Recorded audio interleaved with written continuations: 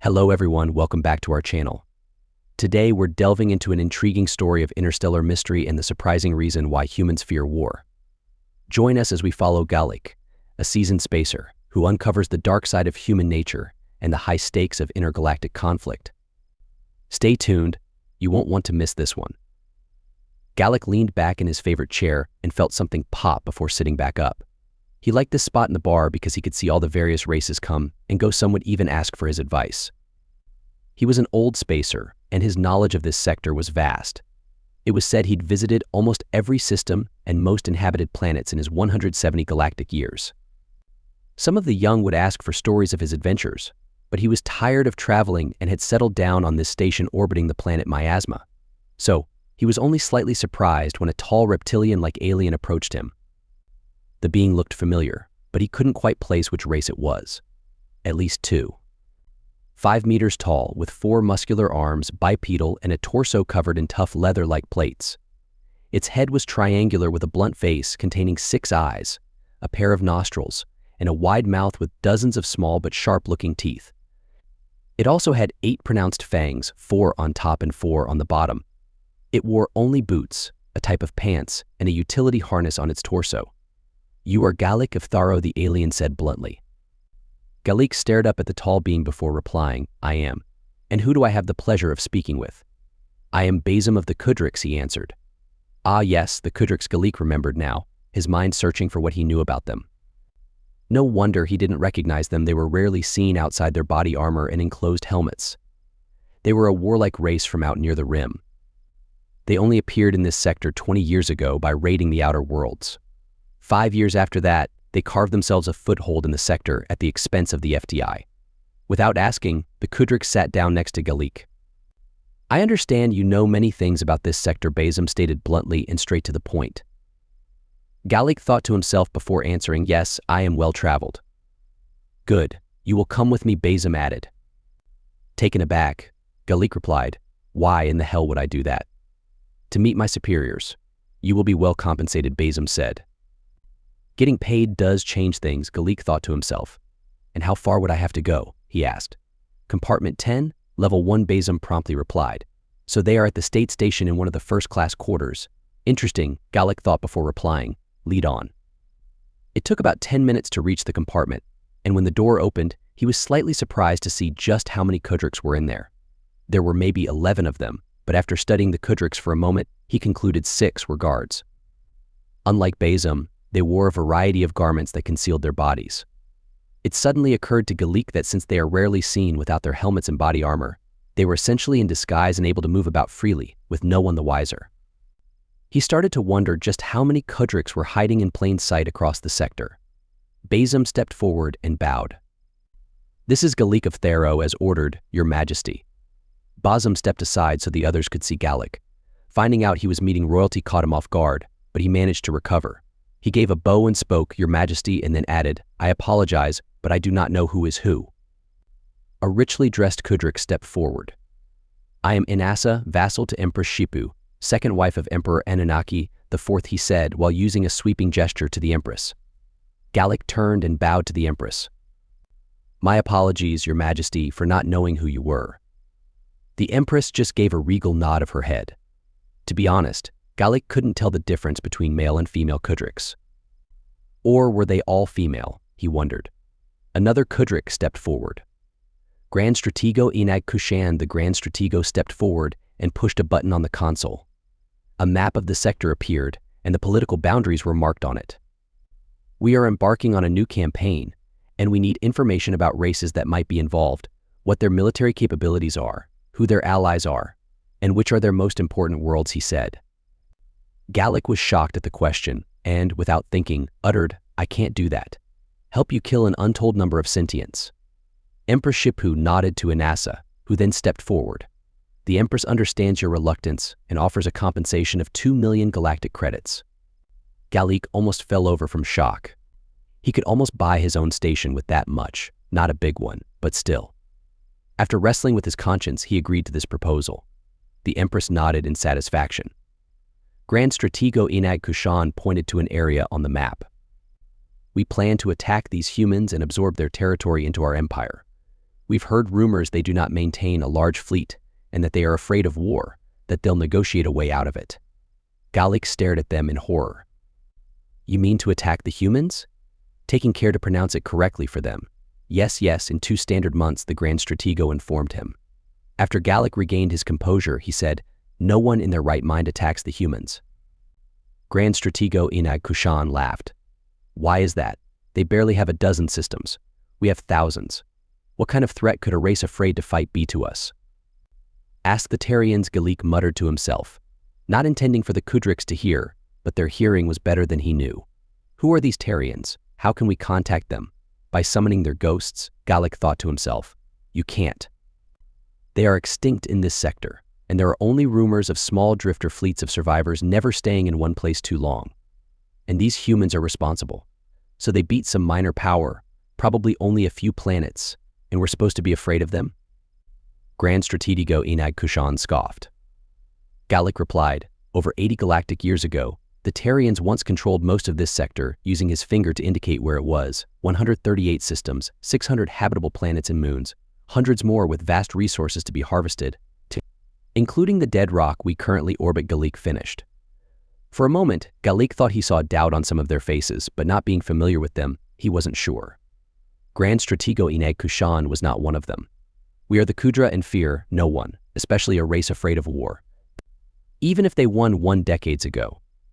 Go on with your explanation as to why we shouldn't attack them, the Empress said. All of the Kudra seemed shocked that she spoke. Your Majesty, this alien is not worthy to hear you speak, Inasa exclaimed. Grand Stratego Inag Kushan also spoke out, Your Majesty, forgive me, but as second Empress, you are only here in a ceremonial role. With a glare, the Empress addressed them both. That is usually so, but I feel this is important enough for the Emperor to hear all of it, and not just selected tidbits. She addressed the Stratego directly. Would you like me to contact my husband, the Emperor, and see how he responds to my breaking ceremony, especially after I tell him how you are ignoring the warning? I like this one, Galik thought to himself. Both of the Kudriks acquiesced to the Empress, looking back towards Galik. Please continue, she ordered. Yes, Your Majesty, Galik bowed and replied. The humans are not afraid of war because of what an enemy may do. Humans are afraid of what it can make them become, Galik started. I had a human friend long ago that once explained it to me. Like you, the Tarians saw them as easy pickings, Galik explained. The humans were new to the galactic community and had just started to expand out of their home system.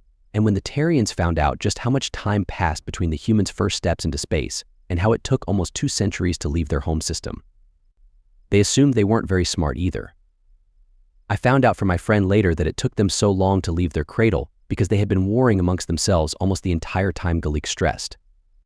The Empress spoke up again. So they were fighting a civil war that whole time? No, Your Majesty.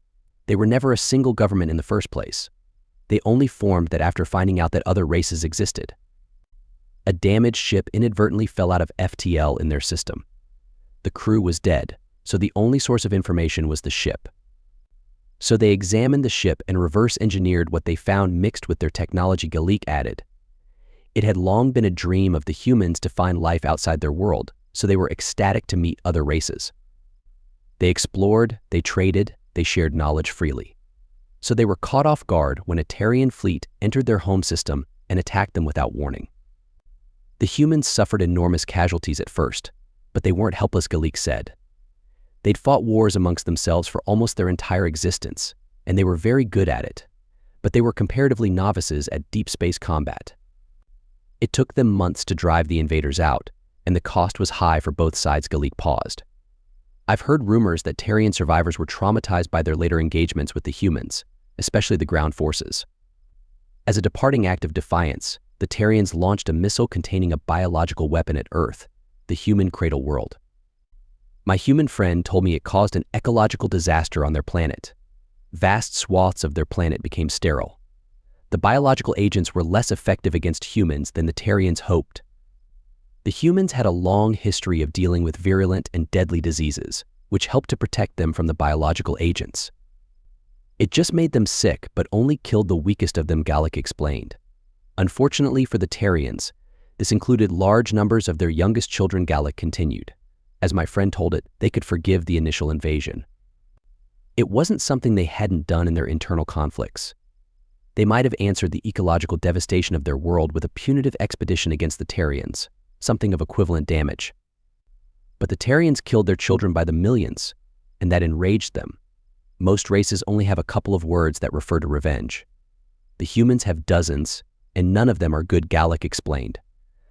Vendetta, revenge, a reckoning, retribution, reprisals, retaliation, vengeance, eye for an eye, vindictive, and others. But the Terrians' actions brought one of the worst types to their borders. The humans call it blood vengeance.